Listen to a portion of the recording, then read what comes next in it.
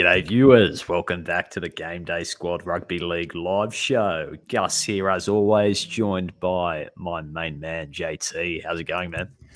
Good, Gussie. How are you, mate?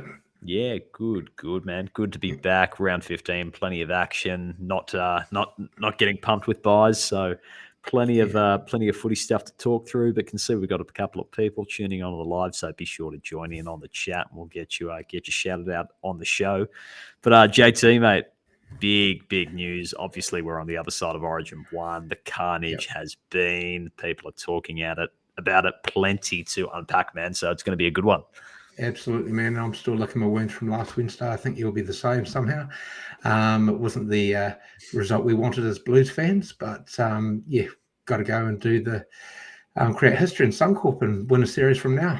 Mate, too right. Who knows? But, mate, first things first, reason why we're here, of course, it's because of GameDay Squad, which is a brand new way to play fantasy footy where you create, coach, compete. You build your team filled with digital assets. Now, I know we've got one fan of GameDay who's tuning in. Of course, it's a good friend of the show, Carl Lomas. He's got an absolutely wicked team as well. He's a force to be reckoned with. So, Carl, good to have you back on, mate.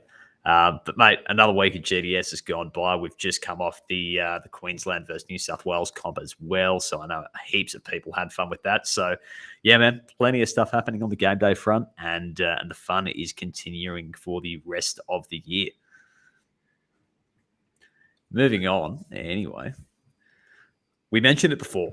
Our New South Wales versus Queensland competition, which is a rugby league first in fantasy footy where we're taking fantasy to the representative competitions. It's an absolutely wicked way to go about it.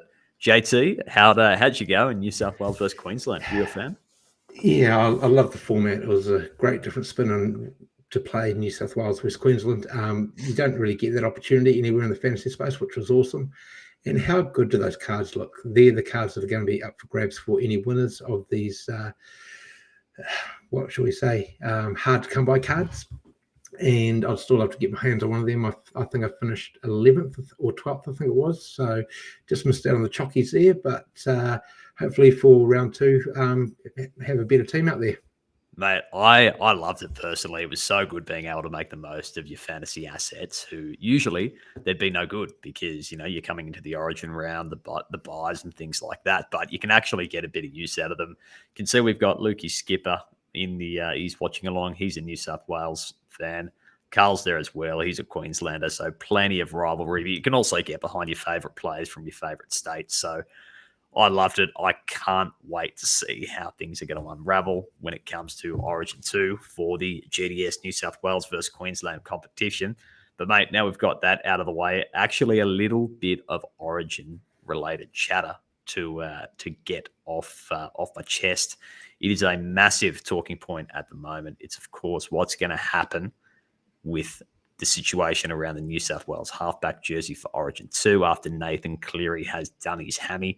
Now, of course, this is going to affect you in a number of ways. If you're a New South Wales fan, you're racking your brain thinking, geez, what's going on? Who's going to fill that number 7 jersey? Big fantasy footy fans, I'm thinking, well, who these sort of backup halves that I had my eye on for the Origin period, which one of them is going to get called up? Will it be Reno? Will it be Moses? But then again, I'm also thinking, which of these guys am I going to want to roll out in my game day squad of rugby, in my game day squad Queensland versus New South Wales competition team on the Wednesday night? JT, couple of candidates here. I think these are the 3 main blokes in the conversation: Adam Reynolds, Nico Hines, and Mitch Moses. Any preference on one of these? Who do you think they're going to take? My head and my heart say different things on this one. I think they will possibly go with Reynolds just because he has been a proven player at Origin level before. And the more the question I think surrounding this is Lua going to stay there without Cleary there? Because that's another spanner to put in the works, because it could be a total different combination. My heart says Nico Hines. He's just a star through and through. I don't really care what arena you're going to put him in. He's going to produce. Yes, he had a missed tackle that led him that second last try to Queensland last week, but Mm. he was only in there for 8 minutes. I think it was, or 9 minutes of the whole game. So, yeah, I think he is ready for Origin. He has been the informed half outside of Cleary in the competition for the last couple of years. So I think he should get the nods, but I wouldn't be surprised if Fittler goes with Reynolds. Yeah, man. No, that's I think, looking at these three guys, I think Mitch Moses is probably the one you turn your nose to first. And if you are watching along and you've got any opinions, be sure to let us know who you think is the one that's going to come into that side. But looking at Adam Reynolds, mate, he has been there before. He's a bit of an older guy, a little bit calmer, loves, just sort of strangling teams to death with that kicking game where he just absolutely controls the tempo. And I think if we were going to see a new, a new New South Wales spine, say they do bring in Cook, say they do bring in Cody Walker, and say Adam Reynolds does come in, you see that great Souths combination coming into that spine, and I think that could be wicked. Cody Walker, say he did come in, he's got an unreal combination with Latrell. We know Adam Reynolds links up really well with those guys. Damien Cook's obviously been snubbed, and it seems like Appy has got his nose in front. But say, Damien does come on and take the reins, and, one of them goes to 14.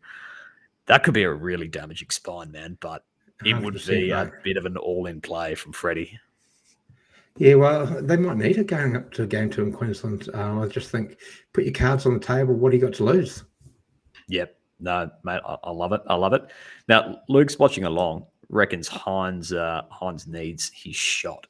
Now, I also see where this point of view is coming from. I think Nico, he's the best player in the comp right now, I think.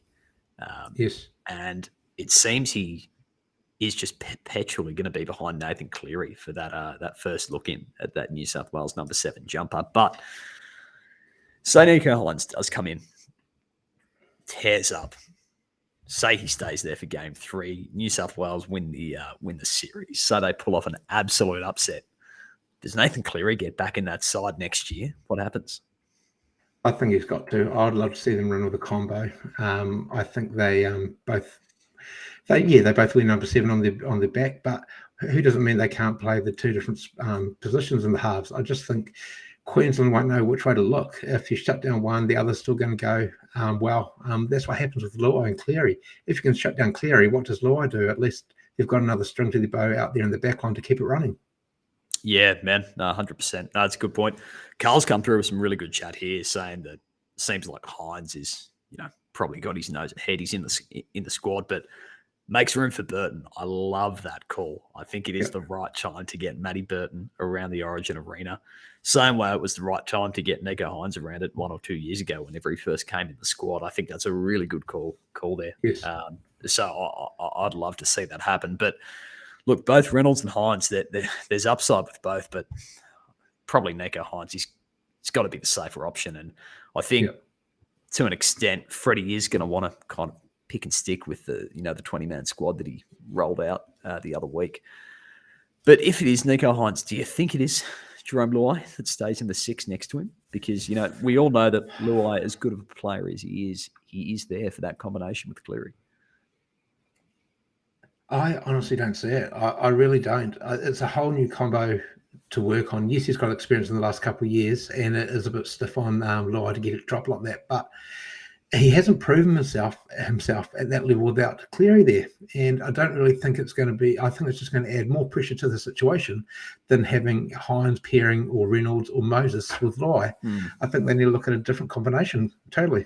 Yeah, man. And I think, like Kyle said, Burton could be an excellent opportunity right there. Yeah, no, we'll see how it pans out. But I think if I was a betting man, which I am, it'd probably have to be Nico Hines at this stage. But watch this space. There is another weekend of footy to play, of course. But regardless, looking ahead to the weekend, I think we're going to have a quick sticky beak at your team here, JT. Now, we can see there in the classic comp with your seasonal rank number 1. So be sure to get your eyes on this team because, JT, when it comes to GameDay Squad, you know what you're doing, man. Oh, I got lucky last week. I was one of the fortunate ones that decided not to play Cleary last week. I was humming hawing most of Saturday and actually stuck to my gut and went for Johnson in that spot just because I didn't want it to be the last game of the weekend with no other alternative and be left with a Ben Hunt to play or something like that, or an Amon or whatever it might be. Yep. And I just stuck to, I thought, well, there might be only 20, 30 points between these two, and I did like SJ's matchup. So, yeah, I just took my chance and went with him, and it proved to be a difference maker this week. So, going through my team this week, I'm not 100% on it yet, but Grant, he's been so inconsistent this week. This season, so is every other hooker. He's still the best average hooker, but only like 0.5 over a Cook and 1.5 over Robson. There's not much in it at all. Yep. And J and K is there sniffing around as well. So any four of them are viable options. But I do like the spot for Melbourne here, back at home against a tough Cronulla forward pack. I think he'll be doing quite a bit of tackling in that middle area, but he just needs to run a bit more. And he's got one of the best boots out of the dummy half in the game. What do you reckon? Mate, I think you're not too wrong there. I think got to agree. And given who's available this week, if I had your depth of cards, mate, I'd go the exact same way. Yeah. But onto the mids, I'm still a little bit torn about Tohu there, but it's more of the matchup situation for me there.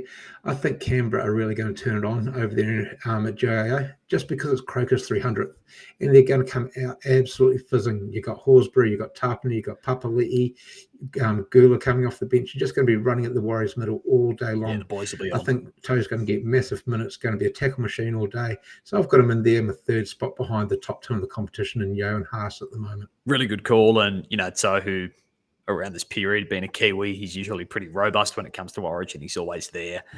Don't think Warriors have got a bye coming up anytime soon, so he'd be a great one to get in your side, not only for this week, but rolling forward as well. Yeah, I think their next bye is round 16, but then they've got a bit of time off after that. But I think they have 5 of the 6 rounds compared to a lot of other teams that have got 2 byes in that period. So, yeah, nice. Great player to have. No, good stuff. Onto the edges, I'm still torn about this one. This is what I've got at the moment, just because Hopgood's minutes seem to be great, even though Joe has come to the side. He had a calf issue, I believe, and went off after 10 minutes in his debut. But I've still got him there, even with Campbell Gillard coming back into the side. Nakora, it's him or Kolomatangi. I'm still floating between the two at the moment. They've just been the other 2 consistent mids behind Fafita this season. Hosking, you can put in that conversation, but with Cleary going out, I don't know if I like Hosking that much, especially with Martin sort of doing a dual role. Those 3 edges are taking up that 160 minutes between them. So I just don't like the sharing of the minutes in that squad at the moment. Yeah, man, I like that take. To be honest, I think with other than Isaiah Yeo and who's going to be a fixture in that Penrith side, regardless, rain, hail or shine, I do think all the Penrith assets become a little bit risky when there's no Nathan Cleary because we just haven't seen a lot of that team playing full strength without Cleary. We've seen the baby Panthers get rolled out around Origin time, but BAU without Cleary, it's kind of uncharted waters. So, mate, I think giving Hosking the snub this week is a good call. Yeah. Hines, Huss and Yo, my main 3 centre forget for the side, so I don't really need to go into too much detail there. Moses, I've given the nod this week above SJ, even though SJ turned up last week, just because what we discussed before, I think he's got a real big point to prove going into Origin. I saw in the last hour, Dylan Brown is also out. He's been stood down for the in-around no-fault policy. More news to come out on that, but I think he's going to step up, especially with the Bulldogs. Yes, they can defend well, keep the team score down, but he's a flat-track bully, and we all know what he can do on warm. I don't know what the conditions are going to be like. They've got a Monday game, actually, so it's going to be a 4 p.m. game, I believe. If the conditions are fine, I can see him getting a good score on the board there in fantasy-wise. Onto the centres, this is the most annoying position for me at the moment. Manu, one of his biggest fans, has just kept on under-delivering at 5'8", and it's getting quite annoying. But I've still got to put him there just because he can boom at any time. And yes, his floor is a centre floor, playing in the house, which I don't really like to accept, but I just don't want to miss that opportunity for him to go boom. Yeah, man, 100%. I think while he's got the 6 on his back, you've just got to have him there. We all know what he's capable of, and wouldn't be surprised if it happens against an understrength Penrith side on Saturday night. Yep. And Stafford Tower, I'm flicking between him and Crichton at the moment, as well as Herbie Farnworth. I've just got Tower in there because I like the matchup against the Titans. Titans leak a lot of points. He's been in tackle busting form. He's got line breaks. He's got tries. He's got the whole attacking package. Even on a quiet game, he scored 40 odd last week. And that was in a big comeback. That was a great watch at the end. Unfortunately, the results didn't quite go your way. But what a final 10 minutes, mate. But he seemed to have a big part in that late little comeback and had good few touches. But I can see that backline actually getting a few line breaks against the Titans backline. What do you reckon? Yeah, mate. No, I think I don't mind the call. I definitely like Stafford Tower, a bit of a quiet achiever. And sometimes quiet achievers, stack up pretty well in fantasy footy. So yeah, he had a great score a couple of weeks ago. I don't want to be chasing the points, but even his like low floor scores actually pretty decent for a centre. Yeah, fair. I see you're rolling with Talakai on the bench. He's another one of those guys who can just be hot and cold. He can explode, and Stephen Crichton's in the mix as well. But it makes sense not overstacking on those Penrith guys with no Nath. Yeah, and that brings me on to Edwards. He makes me nervous as well, just because without Cleary, we saw him only get 33 points last week, which isn't really what we want to see, but he's such a meter at the back, averages over 200. He averages about 8 tackle busts a game. They do have a tough matchup against the Roosters this week, but I think he'll shoulder more of the duties or leadership skills without Cleary there as well. Yep. So I think he'll get his hands on the ball a bit more. So he's in my side at the moment. Walsh, I like their matchup against Newcastle. Yes, the Newcastle backline's been better this year, but Gagai and Best can both miss a few tackles. We've seen Gagai, he can also bust them as well. But just on the outsides there seems to be a little bit of miscommunication every now and then, which leads to Walsh try assists or even line breaks down there. And Asako, I was tossing up between him and Marju this week. I've got Asako just because the Dolphins seem to get a few points, and he is their kicker. That's the only reason why I've got him in front at the moment. And Broncos back at home against Marju. He seems to be matchup proof with all the tackle busts he gets, but I don't mind the upside he produces over Marju this week. Yeah, mate. No, I like it. I can see it takes a lot to go past your boy Greg Marju. I know you've been pretty hot on him the last few weeks, but looks like Lukey Skipper is on the same boat as you, mate. Toa was his secret weapon last week. Not so secret anymore, mate. Very well said. Everyone's catching up, but well done for getting on early.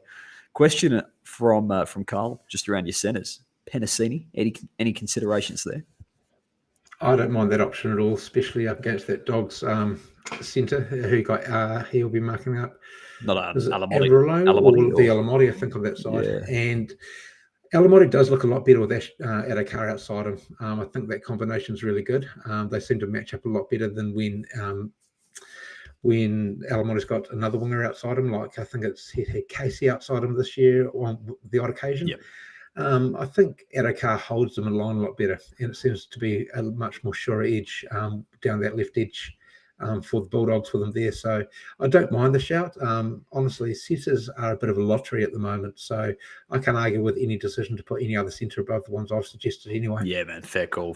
But for a round 15 side, mate, looking super competitive, and I would not be surprised to see that first seasonal rank next to the fire breathers again next week. But I'm sure the viewers will be watching and learning, seeing how. I've got a few hot on my tail at the moment. It's pretty tight there in the top 4 or 5, so anything can happen. Easily slip outside the top 3. We'll see, mate. They'll 100%. We'll see how it pans out and check in next week. It's you versus the world, mate.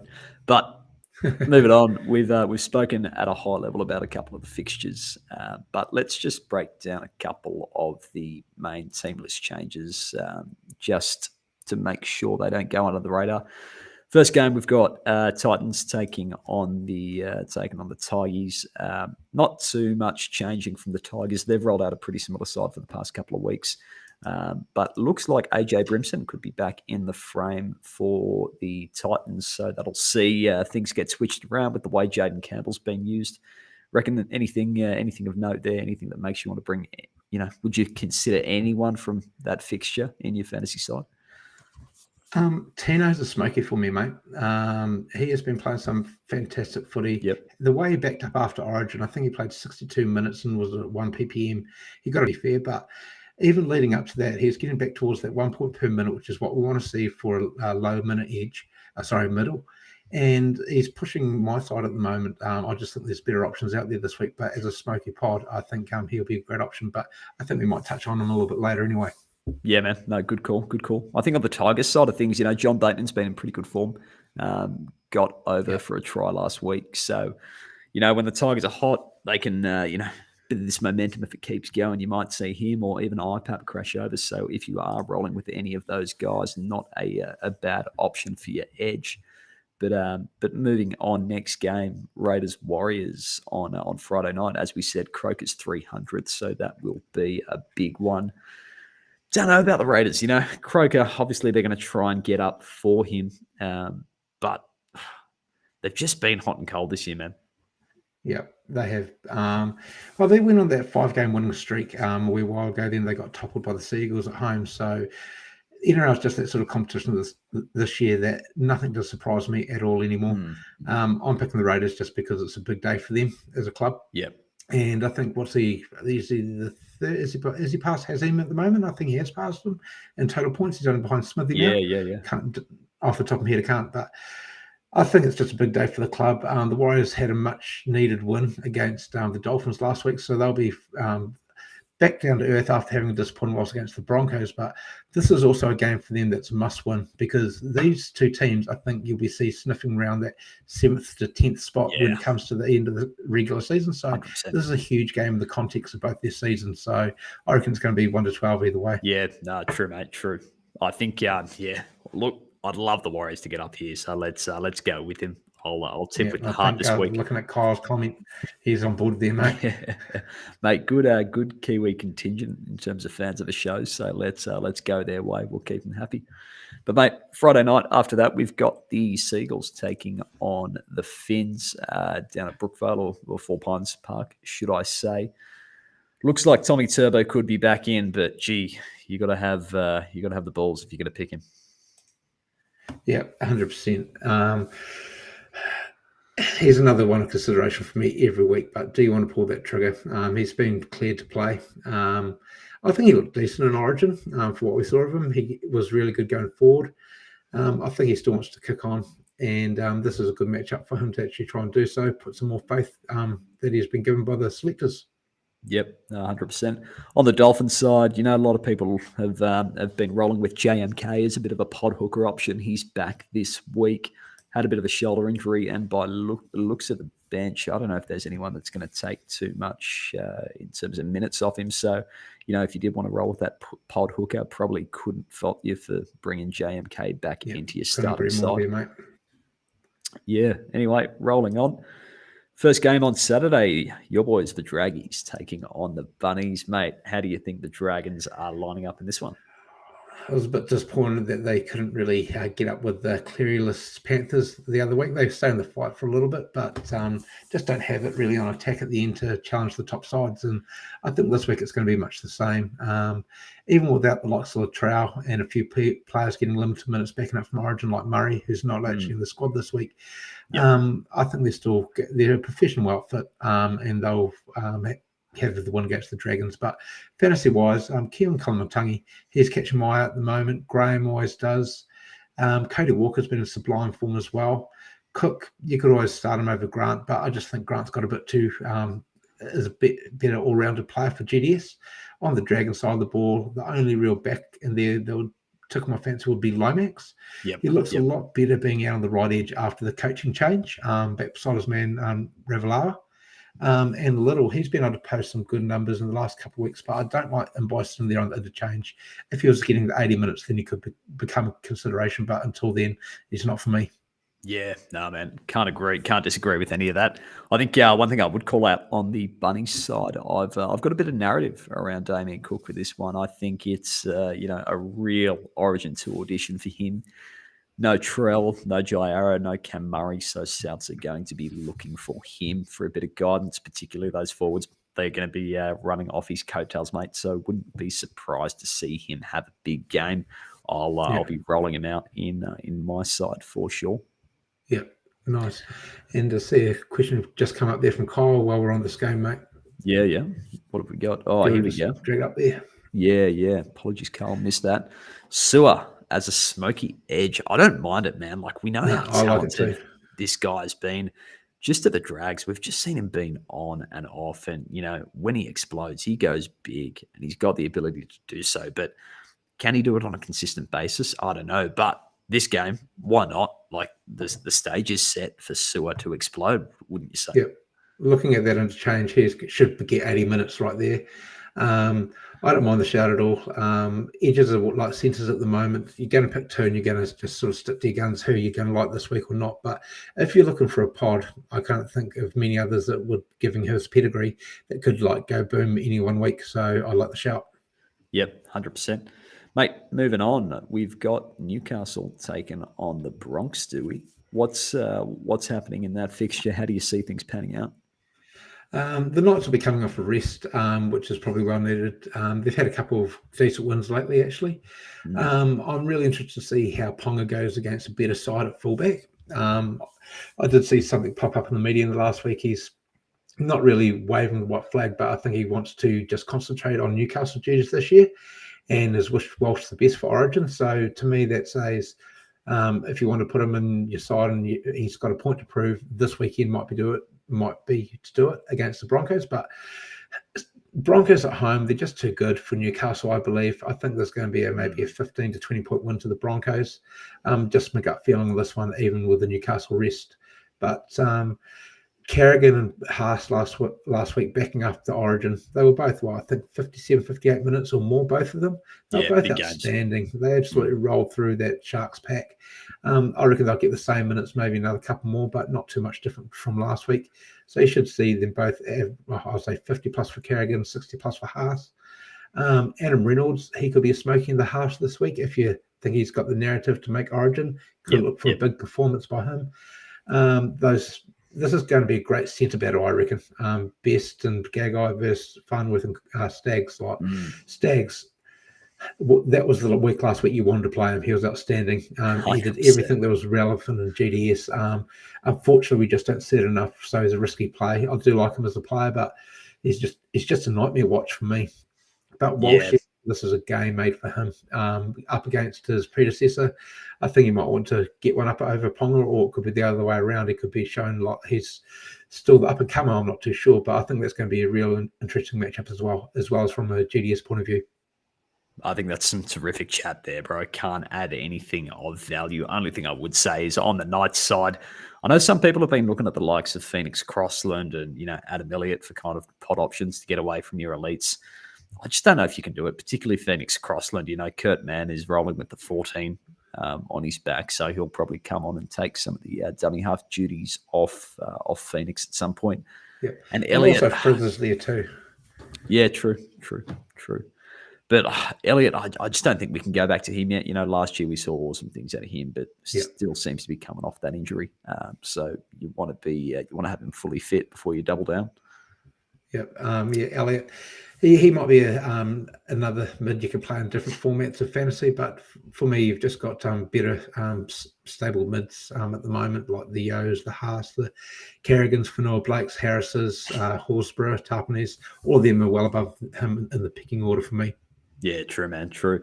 Carl wants to know, any love for a Smoky?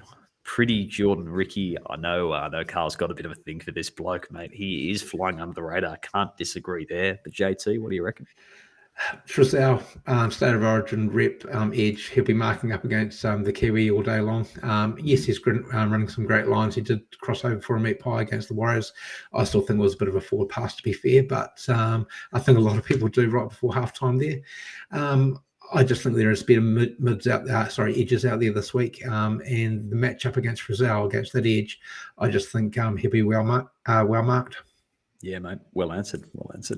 We will roll on Chookies versus Panthers. Now, this will be a good one. The Cal, myself, and a couple of the other game day boys are going to be there outside the ground. So if you want to come along and say good day, by all means, we've got a little pass the ball through the hoop setup happening, and people who do it, they'll go in the draw to win a free pack. So if you are around, by all means, come down and say good day before the game. But I'm really excited for this one, man. Yeah. The weaker Penrith side, Roosters are actually looking pretty good. Teddy was on last week. If only he played that well during Origin. Hopefully, New South Wales fans like ourselves, they'll be hoping that he can really stitch up a few good games and take some good momentum into Origin too. Yeah. I like the look of this Roosters team. Billy Smith's shown good things this year. Corey Allen moves into the centres. Suoli is missing for a 3-game suspension. I think it was high knee in the tackle, taking into the tackle. But this is a clearless Panthers, so they could be ripe for the picking there. Yes, Cogger came in, did a great job, did what he needed to do last week, but the Roosters are a different outfit compared to the Dragons. Even though the Dragons did beat the Roosters a couple of weeks ago, but it's been 1-1 this season. The Roosters are in the stages needing to turn their season around, and there's no better way to do it than knock off the top dogs. So this game is going to be absolute bout, I reckon. It's the game of the round for me. Yeah, man. No, can't disagree. One thing I would say, Roosters, as you said, they are looking to turn the season around. They're going to be points hungry. And I think if you did want a bit of a pod in the back line, Billy Smith could be an option. So if you're going to roll the dice, by all means, consider him because he can definitely cross the stripe for the red, white, and blue. We also saw some pretty good output from Jake Turpin last week, but I'm still a little bit hesitant. I just, while there's no cheese there, you can expect him to get good minutes, but I don't know, is he going to continue? Yeah, I saw the split between him and Sandon Smith, and I think it was 62 minutes versus 18 or 58 versus 22. It's still not a split I would like. If it was 70-10 maybe, but he did produce in that 60 minutes, but you don't know if it's going to be a 50-31 week or a 55-35. 55-25. It's just too much unknown when you've got the likes of Cook, Grant, and the other couple top hookers in the game. Yep, no, 100%. Mate, moving on. Crichton's be a smoky, though, just because he's got goal kicking. Yeah. And Roosters have been able to leak in 20-plus points a game for some time now. So, yeah, that could be a little smoky in the centres as well. Yeah, mate. Well, they did with your boys on Anzac Day, so wouldn't put it past them. Yeah. But, mate, moving on. First game on the Sunday Arvo, we've got Melbourne hosting the Sharkies. Now, both sides are actually looking pretty good here. Most of the Origin stars are back. No Justin Olam for the Storm, but I've got my eyes on Nico Hines in this one. I think it's going to be another case of the Origin 2 audition. I just think he's too good. He loves these big games. And if there was a warm-up for going into, a hostile sort of Suncorp Origin 2 one game down cauldron. Yeah. What's a better warm-up for that at the club footy level than going down to Amy Park on a Sunday afternoon? Oh, especially against two of the spine from the Maroons team, mate. This is, a great dress rehearsal if it's going to come fruition, him playing for New South Wales. But this is the second game of the round for me this week. I don't know where Storm are on the table. I think they're 5th or 6th. Sharks are just in front of them, I believe. Yep. But if the Sharks want to be competitive this year at the back end of the competition, they need to go away and win these games away from home. And vice versa for the Storm. They need to hold the Sharks out. So this is going to be a great battle. Both teams will be hurting after losing last week. So that's got that bounce back factor written all over it. But I think the Sharks are still a better team this year, even though Amy is real hard place to go. I do not like the spot for them to go down there, but if any team's to upset the Storm here, it'll be the Sharks after losing last week. Yeah, man, 100%. We'll see how it pans out. Now, last game of the round, Monday afternoon, long weekend here in Sydney, so we're loving that. But it's the Doggies taking on the Eels. Now, Reid Marnie back in the side. Eels are looking pretty good at this stage. Dylan Brown is still named, but I would be very surprised to see that be the case. Arcee will come in for him. Arcee's coming in. I think that's what will happen. Surely lines up for a dominant display from Mitchell Moses. Then the platform is laid, and not to spit this narrative out too many times, but could be another one of those smoky Origin 2 auditions, mate. Yeah, there's a lot of narrative around that this week, and he does like to come up and get a lot of points against the Bulldogs. It is that good rivalry back from the 80s, Dogs versus Para. And this game can go either way, I reckon. The Dogs have had a few disappointing results, but they've got a few players back on deck. TPJ still wants to prove himself there. They are changing around their edge forwards a little bit with Ockenbaugh there starting again. Edwards at 13. Max King, he didn't get the minutes I wanted to see from him last week as he was a consideration for me. Just sit on the bench just as a maybe to see what I can do. But on paper, with RCG back, they do look like a better side, and I do have to give the nod to Para here. Yeah, fair call, mate. Good call out in the show earlier from Carl, I believe. Penasini, he is lining up against Alamotti. Yeah. So can see that Penasini and Sevo edge just going to town on the Alamotti Adokar edge. Those two guys in defense can see them leaking some points big time. So Penasini could be a great shout. Yep. Mate, before we roll on, we've got Game Day Dos, great friend of the show, very involved with the Game Day community, who reckons the Sharkies are going to get up. Mate, I agree, but I wouldn't place your bets on because anything can happen around this time of the year. But JT, we better roll on, mate. You've highlighted some pods for us in round 15, some cracking options here. Talk us through them as we see them. We've talked through a few of them, so I'll keep this pretty brief. This Moses, for me, is the top half behind Hines this week, just because of the dress rehearsal for Origin. He needs to prove himself without Dylan Brown there. And like I said, he's a flat track bully. Bulldogs are a perfect opportunity to show his wares. And he is flying under the radar, I reckon, because of SJ's dominant performance last week. So if you're looking at a decision to take the two, I'd think percentage-wise, if you want to go up the rankings a little bit, Moses might be the shout over SJ. Yeah, mate. Can't argue. Keon Kalamatangi, I love that, man. He is such a beast. He's a whipping, man. Yeah, and he's going under the radar too, like second overall in. Yeah, man, he had a great performance last week, huge. And that's even with a couple of injury games too. I think he played 72 or 73 minutes in his first game back. He only got like 30 odd points, but he did look a little bit underdone. Had to get that blow the cobwebs out for that one game. Yep. And he did so. He came back and got a try. He's very similar to Nakora. When he crosses, he's going to score those mid 60s to 70. And if not, he's going to have that sort of stable base of 50 to 55 points. I just think the matchup against the Dragons there is a little bit more beneficial than Nakora's matchup against the Storm this week. So I like him as a pod this week. Yeah, man. Nice one. Now, Jermaine Asako. I did actually put this together before Deefy was out, so he may not be too much of a pod anymore. Yeah, fair call. But, mate, number 3 on that list, Jermaine Asako. We know how talented he can be, but you're liking him for a big one this week? I'm not too sure if it'll be a big one, but if you are looking for that pod like a Marju and you want to have that home run hit each week, which I like to try and do on my side, I like to play with sort of 2 fullbacks in that home run swing. If it comes off, it doesn't. But I think Asako and Marju are your 2 picks this week because they're tackle busters, they're try scorers. I just think there's more opportunity in attacking stats this week for Asako over Marju. Yeah, man. Can't argue with that. His last 3 games, man, I think he's had a 70 or 75 and an 81 or something ridiculous. It's been absolutely outstanding. Yeah, 100%. Mate, like your number 4 on this list, Tino, the big fella. Now, you said no DFE, and whether or not, obviously DFE's sort of locked on that edge, and Tino tends to come through the middle, but they probably are going to be looking for him for that bit of go forward, given that we haven't got any DFE magic happening and getting the Titans the meterage up on the edge there. I wouldn't be surprised if he had an absolute barnstormer this weekend and just clocked up meters like no tomorrow. I think he is getting some massive minutes, mate. He's building throughout the season, and he showed at the back end of last year that he can actually. I think we played him 13 in lock position a couple of times last year, and he was pulling out 80 minutes a game, and that was outstanding. He was getting 65 to 75 points a week. We might be seeing that role go what he's going towards, even though he's starting at 10 at the moment. So.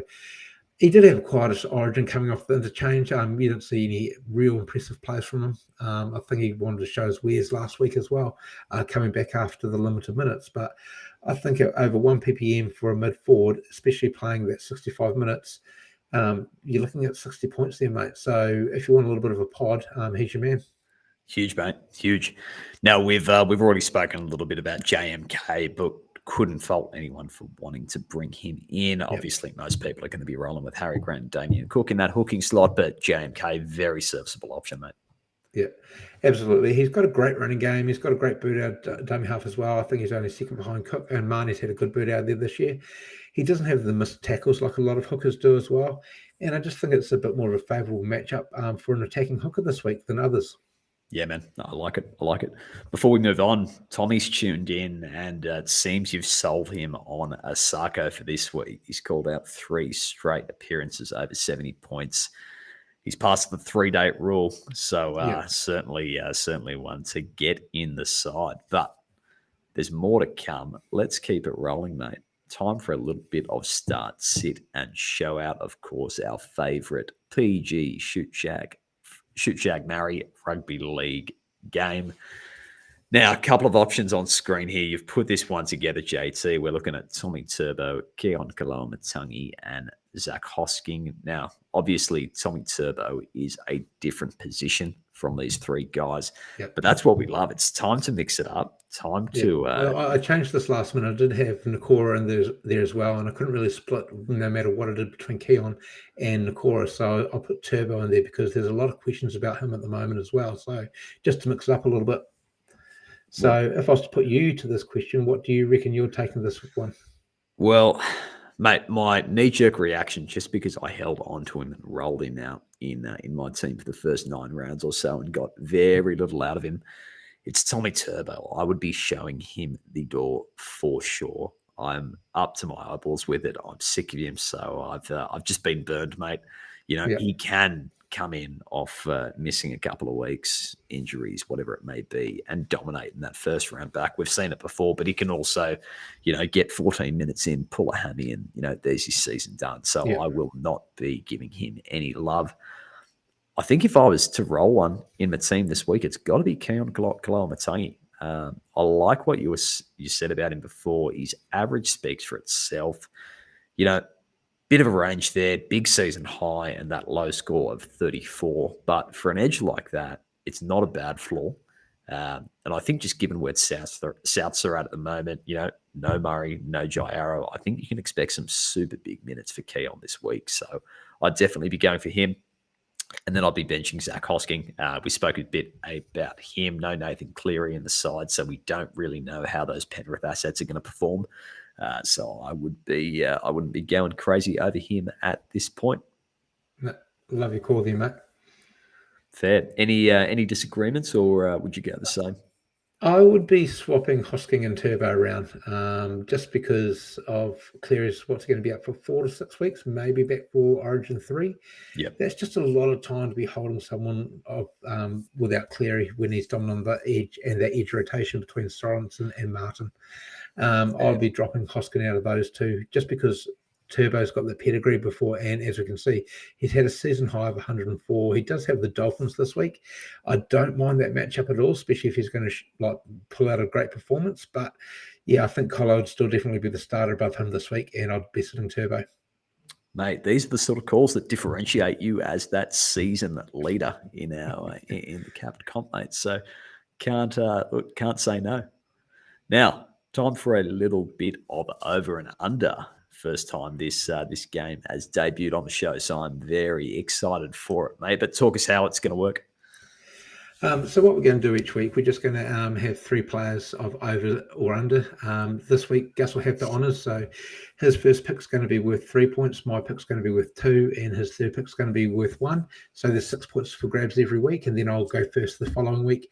And whoever wins the competition at the end of the season will have to buy the other player a pack or something along those lines. We haven't really sorted those details out yet, but we'll come up with something anyway, or any suggestions will be great.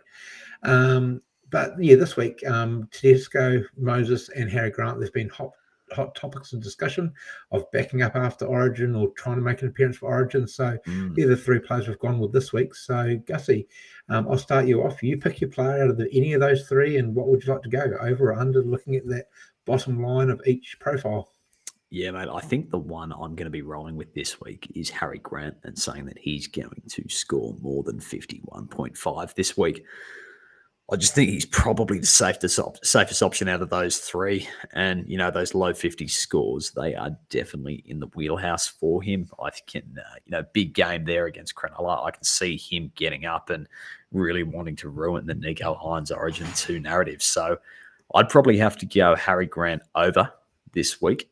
And if you are watching along, be sure to get in the chat and play along with us. But I think that's the sensible one to take at number 1. Yeah, I don't mind that shout. I actually would have gone in a different direction just because I've seen what Grant's done over the last month. He hasn't had a score over 50, but I like the bounce back factor. What you've said after Origin, he's been a bit disappointing lately, and this is a great matchup to do with it. So I can't argue with it. I just think his recent form would make him my second decision this week. Yeah, fair call, fair. Well, mate, I'll throw to you for number 2, but Carl is dropping some bombs in here. Reckons all are going over. In fact, Luke Skipper's backing that up as well. So a little bit the difference there with Tom. Yeah, what's Tom saying? Under Under Teddy. Yeah, over Moses and over Harry Grant. Are you? How do you stack up with regards to those views, mate? I'm taking Moses over in this one.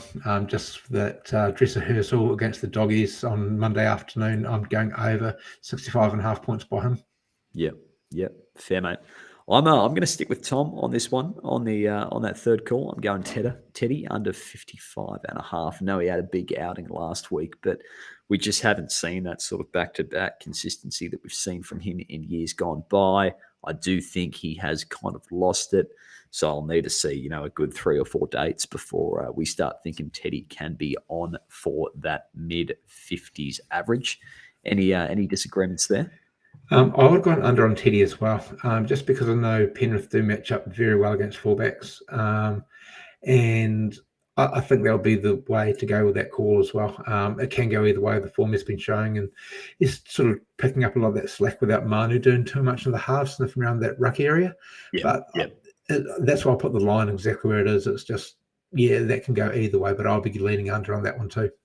100%, mate. Well, we'll keep the tally, and I think there'll definitely be a pack bought. Might have to be one of the big ones. That they can be the stakes that we'll play for over the end of the season, and hopefully we can open those over a beer. Yeah, no, 100%, mate. Now, mate, it's time for a little bit of buy, sell, my favourite segment of the show, where on stream we open a couple of packs, and you, the viewers, get to choose what happens to the cards that we open. Now, last week I opened a couple and had to put a platinum Tohu Harris on the market for $0.01. That was me. You stitched me up on that one, man. Oh, I stitched you up with this one. Well, if you are watching, I forget what it was, but I got you put up one just as good, I think. Yeah, well, you're opening them this week, mate. So I think if you are watching, just actually sorting that out just as we speak, mate. So no stress. But best thing you can do if you're watching along is stitch up whoever's opening the packs tonight. Here it's JT, and see if you can pick yourself up a high value card for virtually nothing. It's a little bit of fun that we have here. We love opening packs on show. It's one of the best parts of GDS. Have you opened any good packs recently, JT? I was lucky enough I pulled a Diamond Cleary the other day. I couldn't believe it. Jeez. It was in one of the packs picked up in the last week. So that's a real nice addition for this season when he comes back from injury and from Dynasty-wise as well. So, yeah, I'll definitely be doing that as well. So what I'm going to do, just hold fire for a second. I'm just going to purchase a pack because I couldn't get the code to work, so I'm just going to do a 9-player common. So I'll just do that right now, and then I'll share my screen. No stress. Keen to see what you open. Love these 9-player packs. More cards, so more opportunity. I'll just pull this up here. Sorry, mate. It won't be too long. No stress, mate. That Diamond Cleary, that's going to be commanding some good coin on the transfer market for sure. They're the sort of cards where, at the moment, people are setting a pretty high ceiling on them, and they're not really moving anywhere. But I'd be interested to know which ones actually are selling and for how much, so we can get a little bit of information around those and just find out, look, are these things actually commanding value, or are people a little bit scared to jump on? Yep. So I've just shared my screen there, matey, and I'm ready to go. Let's bring that on. Oh, love good opening. Let's see what we've got here. Agree. Carl said the TM's pretty quiet this week. I think it is, mate. Post-Origin, a little bit of a siesta. I think we'll wait for the dust to settle and see those Origin 2 team lists before it really picks back up. Oh, what graphics do we have today? What have we got here? So silver, gold, silver, gold, silver, gold. So Just golds and silvers in this one, so I'll start off with the silvers. Let's do it. Jesse Arthurs. Oh, nice. Junior Paulo. Gutho. Clem. Griffin Neem. Revelar, one of my boys. Ockenbaugh. Hiku. And Joseph Tarpany. Oh, mate, that Tarpany could be a good one to roll out this week. You know, we were talking about him. Croker's 300. That's that's looking pretty good.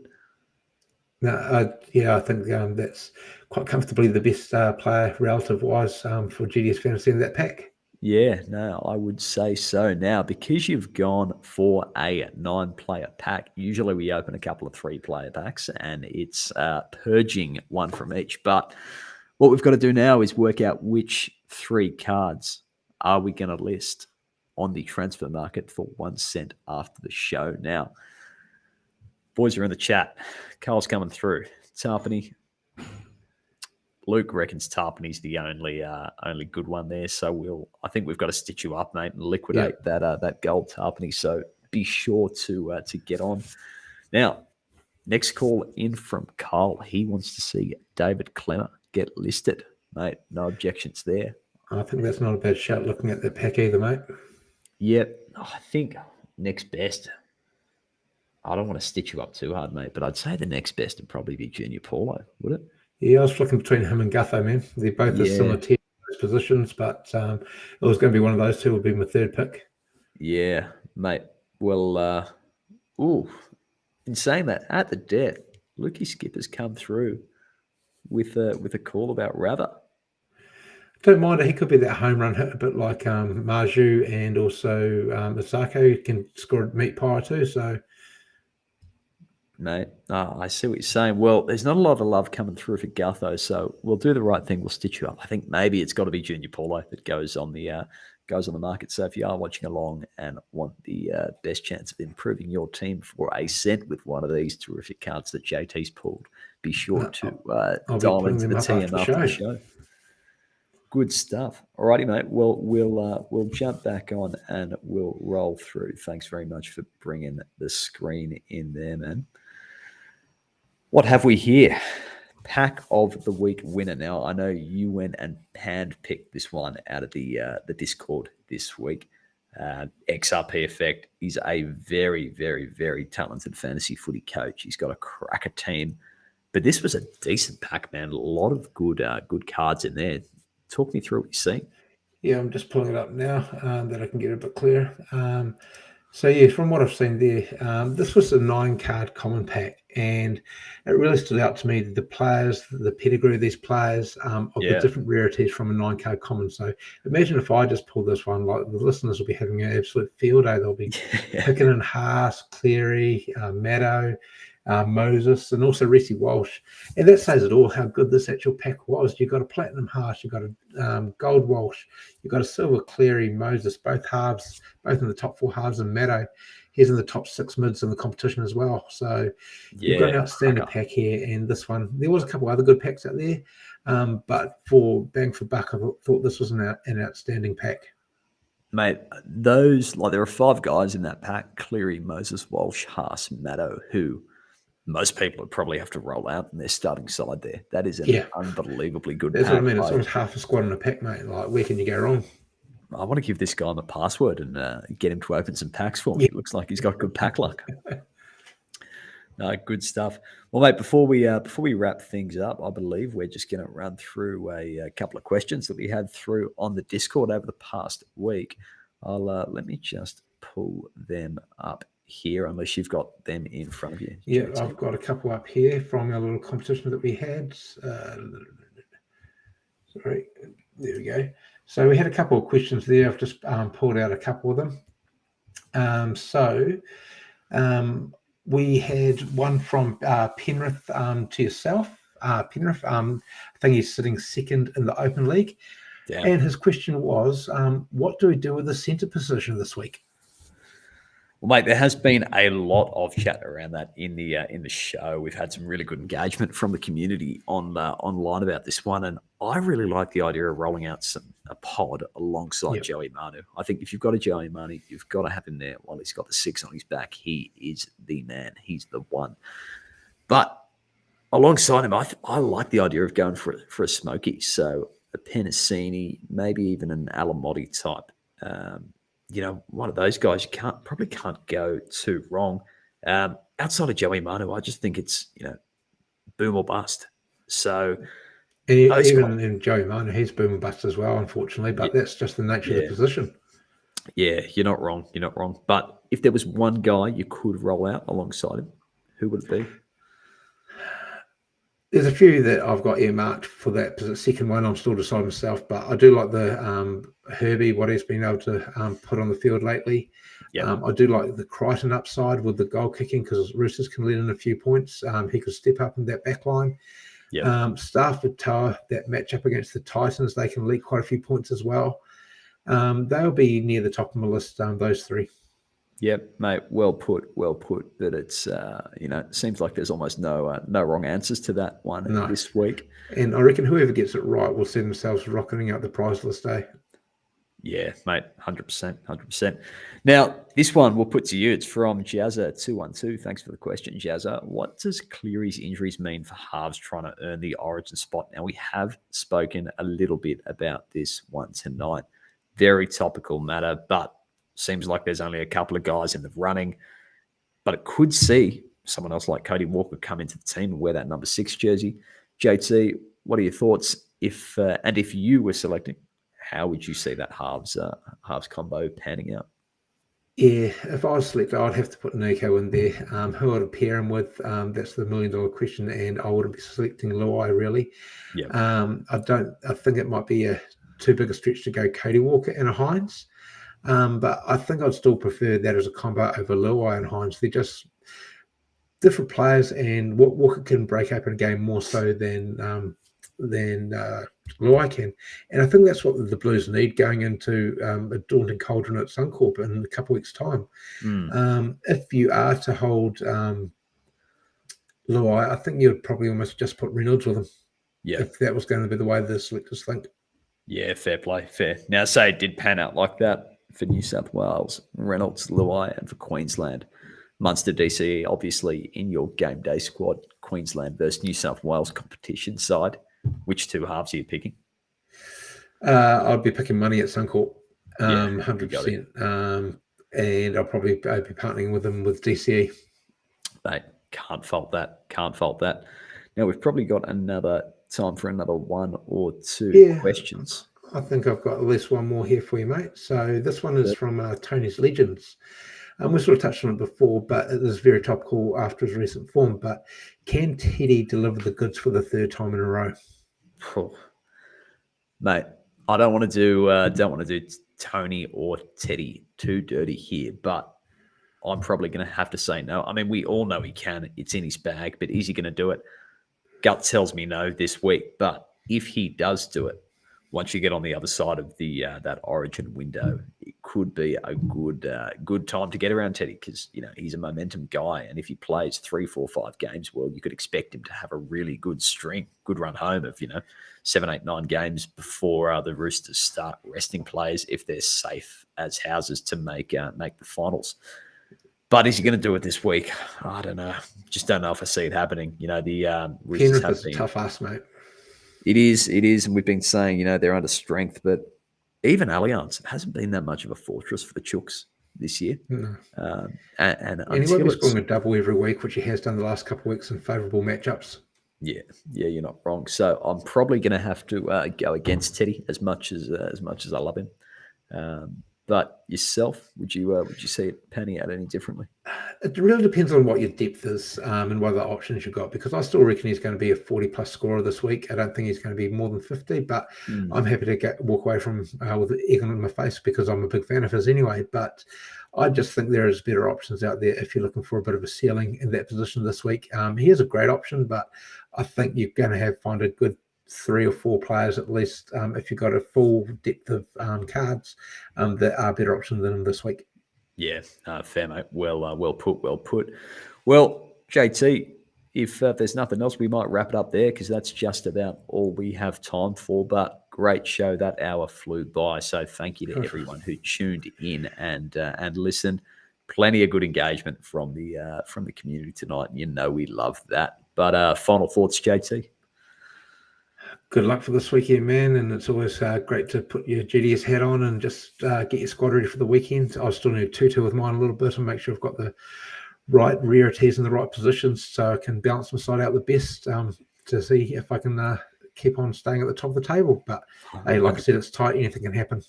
100%, mate. Well, wouldn't be surprised if you stay there because your team is looking good and you've got a knack for picking pods. But people are hot on your heels, mate, and I am determined as ever to mow you down. So we will leave it there and catch you on the flip side. Cheers. Cheers, Gussie.